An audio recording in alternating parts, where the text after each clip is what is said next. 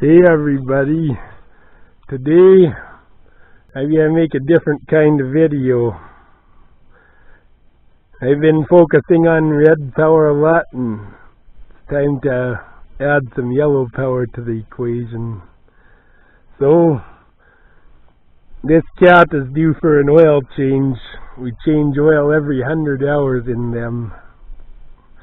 But a lot of guys go longer, but 100 hours is enough. You're working in dusty conditions all the time. And the way I tell for that is I got an electric hour meter on the cat.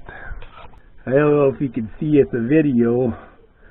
1698.3, so it's on 98 hours, so it's close enough. Time to pull the plug on it.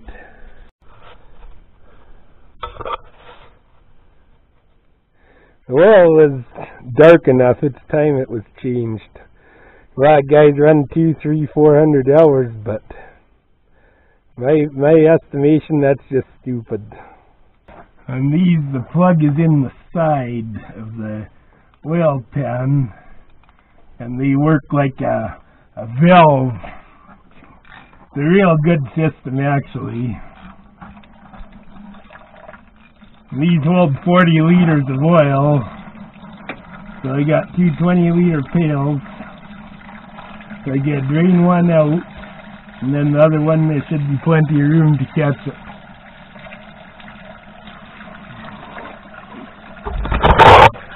It gets awfully runny. Like I just worked it today. I shut it down maybe an hour ago, and this is 1540 oil, and even when it's warm, it's quite runny.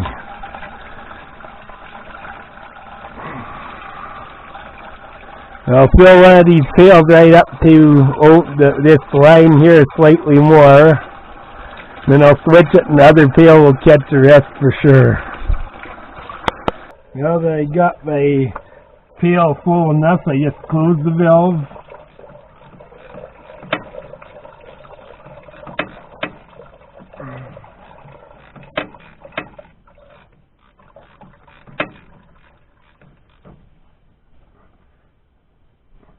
And then when I loosen it next time, it'll catch the rest, but then I switch pails without spilling anything.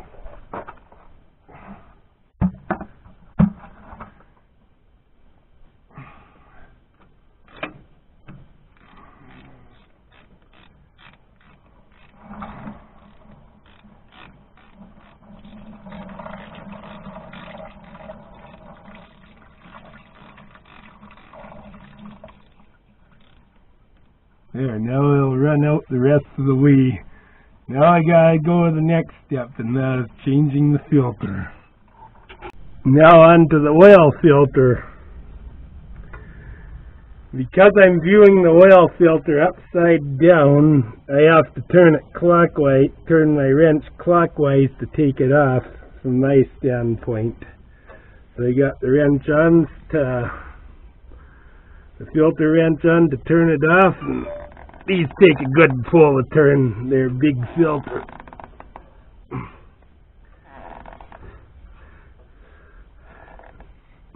There we go.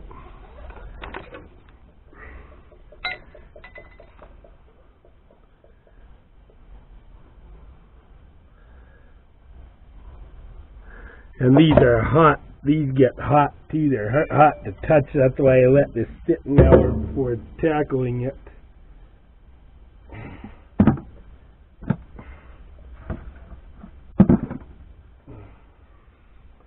Now it's a new filter. I'm using a Baldwin B99, which works fine. There's nothing wrong with a Baldwin filter.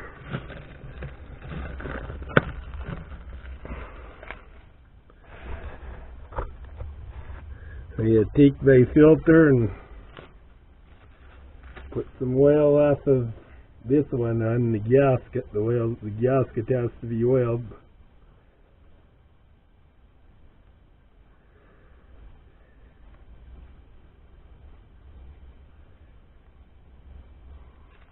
That's good enough.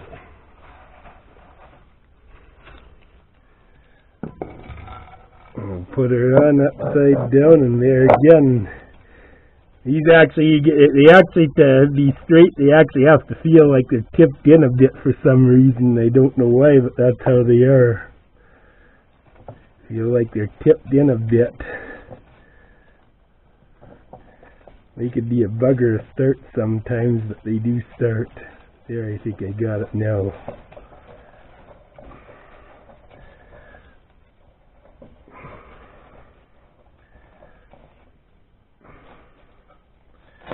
Take the plastic off, get my hands good and clean.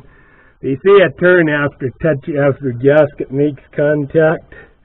I tighten them as tight as I can get by my hands, and usually it's always been enough.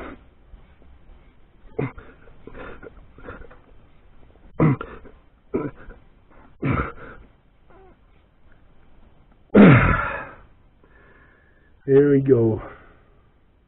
Yeah, it says 3/4 to 1, and I got 3/4. So that's plenty. And it's always been enough. I've never had one leak before. Okay, now I get trickling out. It'll trickle like that forever. I got lots out. Like these hold 40 liters, so when you change 100 hours, the cup full left inside isn't going to make any difference. So I tighten the plug up. This is, of course, a very important step because my philosophy is drain plugs must be tight or out. One of the two. None of this finger tight crap. That is a good way of wrecking a perfectly good engine. There. That's all they need. They just so it locks. I know my pails say 10 weight on them. But these are just pails. We use 10 weight in the hole. We use we get 1540 in bulk, so we just fill the pails. These are 20-liter pails. It holds two 20-liter pails. It holds about 40 liters. I got about 39. I didn't fill them quite right full. 39 is plenty to fill the engine. And we use 1540 year-round in these.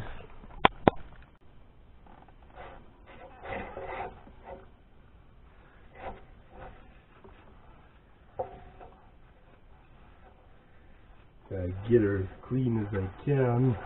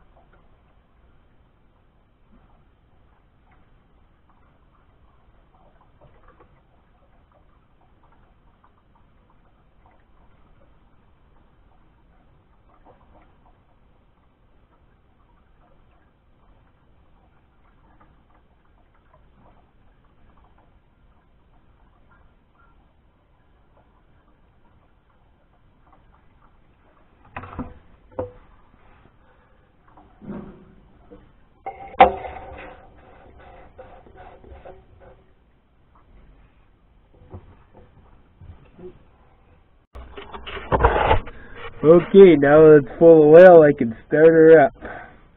Put the throttle in idle position. Lowest idle I can get.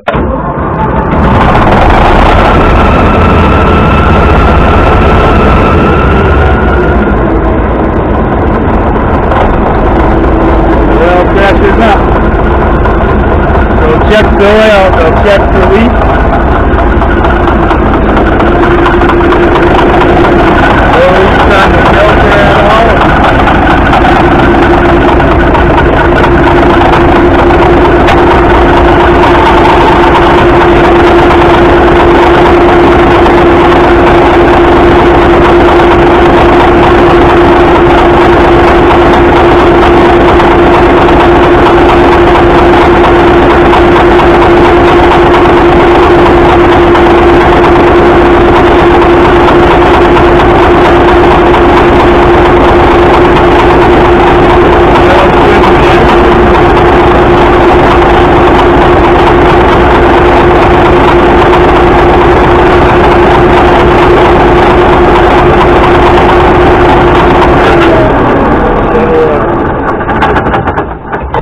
It's easy to check the oil on them when they're running, believe it or not. And now I got now the oil's changed and done, no leaks on the filter, and now we got to I gotta do the greasing. There's some things on these, like this is a cable scraper behind this cat. I religiously pump the tube in these every day, and I did my nightly service. But there's other points that I grease every time for every oil change. They don't need to be done as often. Okay, there's two nipples right here. They're for the fan and tightener. I grease them until the gun tightens up. I use a hand gun only for this. I don't use the power gun. The end's leaking and may have to use the power gun. It's still getting grease in, but I don't like it. Okay, that should be enough for that one. And I'm at a grease chute now. I'll do the rest of it off camera. Okay, because this cat is a direct drive, it has extra linkages on it. This is for your clutch brake, and I grease them.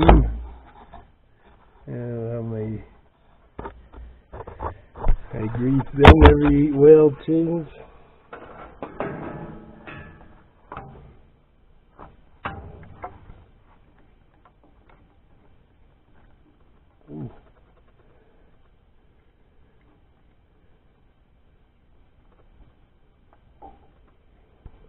Okay, so here's something I put on. The D8Ks don't normally have this, but on this linkage, they were originally just sealed bearings, and I put a grease nipple here. I don't like not greasing stuff. I'm not cool with that, so I grease every oil change.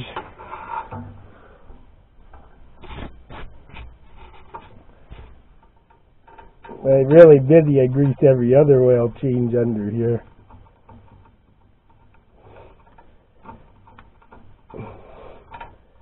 There, you do that, lasts forever.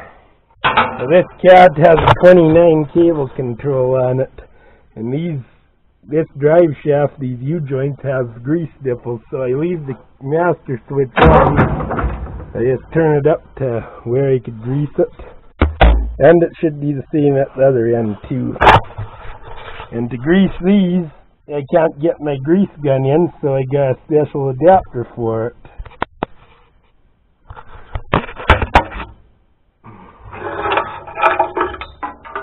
And I don't know if you can see that. It's hard to put the camera in good position.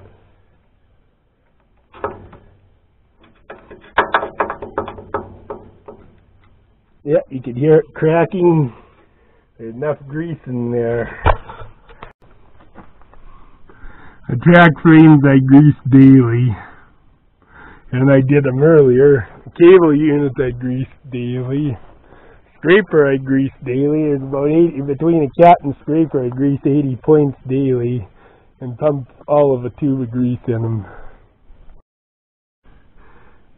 Now there's grease points on the clutch linkage.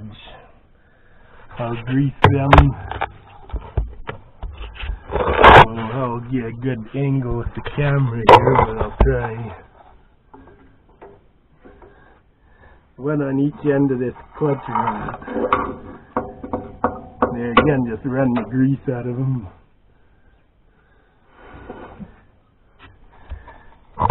This one, I don't think you see it, but it's back there and concealed. I'll put the camera on this angle and at least you can probably see me put it on it. There. Clutch is greased. Now, this is very important. I grease it all the time. Every oil change or every other oil change at least. And that is the U-joints on the drive between the clutch and transmission. I'll disengage the clutch and then I'll turn the transmission in position to grease it. Hope I don't drop my camera in the belly pan. I'd feel pretty dumb if I did that. Before I do that, I gotta find the other grease nipple too. Here's the one on the clutch end. I'll grease it. The transmission end's coming up. I could grease them both.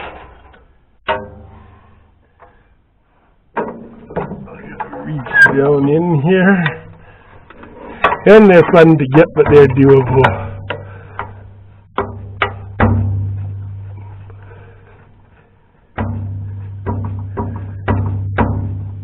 Okay, I'll turn my...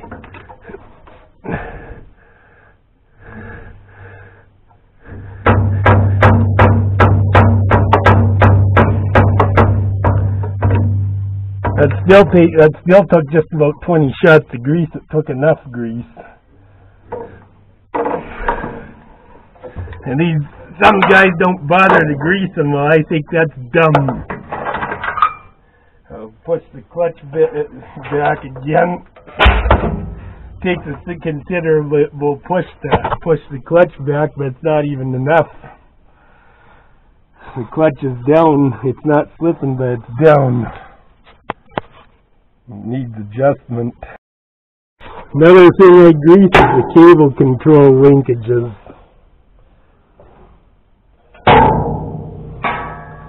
Again, I don't do it every day because you can only do so much.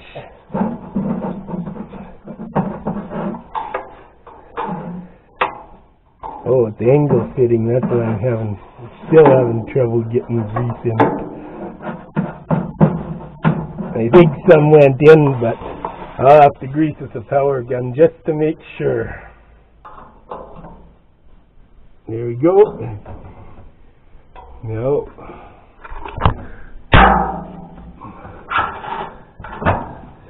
Nipple here.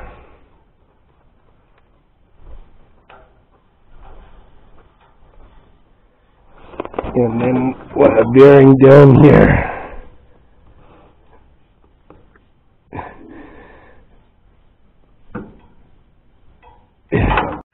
I got it turned right now. I'll see if I can get the camera in without bothering me too much.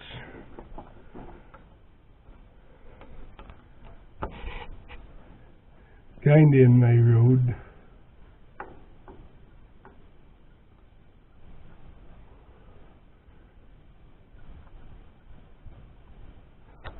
I think I got grease into it. Okay, it's greased. Well, it's changed. I gotta put my 4 plates in. Pick everything up and my service is done. See you in the next video.